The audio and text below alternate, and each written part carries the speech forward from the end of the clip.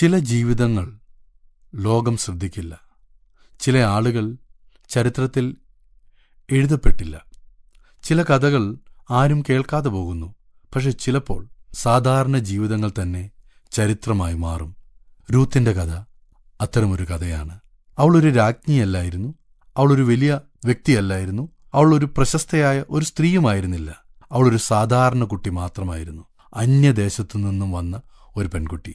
ജീവിതത്തിൽ ഒന്നുമില്ലാതെ ബേത്ലഹേമിലേക്ക് വന്ന ഒരു പെൺകുട്ടി. പക്ഷെ അവളുടെ ജീവിതം അവിടെ അവസാനിച്ചില്ല. അത് അവിടെ നിന്നാണ് തുടങ്ങുന്നത്. രൂത്ത് വലിയ സ്വപ്നങ്ങളൊന്നും കണ്ടുകൊണ്ടല്ല അവിടേക്ക് വന്നത്. അവൾ ഒരിക്കലും പ്രശസ്തിക്കായി ജീവിച്ചിട്ടുമില്ല. അവൾ ചെയ്തത് ചെറിയ കാര്യങ്ങൾ മാത്രമായിരുന്നു. അവൾ സ്നേഹിച്ചു, അവൾ വിശ്വസിച്ചു, അവൾ തീരുമാനങ്ങളെടുത്തു.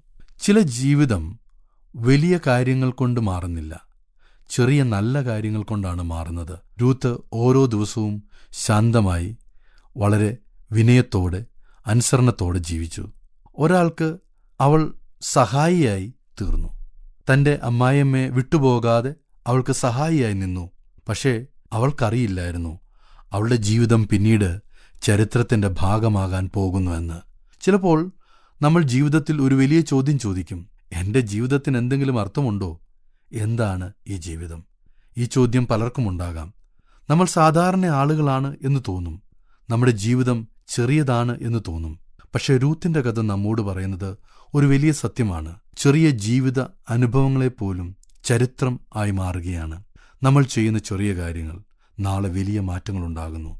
നിങ്ങൾ ഇന്നൊരു മനുഷ്യനെ സഹായിച്ചേക്കാം. നിങ്ങൾ ഒരാളോടൊപ്പം അവരുടെ ആവശ്യത്തിൽ നിൽക്കുന്നവരായിരിക്കാം. നിങ്ങളൊരു ചെറിയ കാര്യം മാത്രമായിരിക്കാം ചെയ്തത്.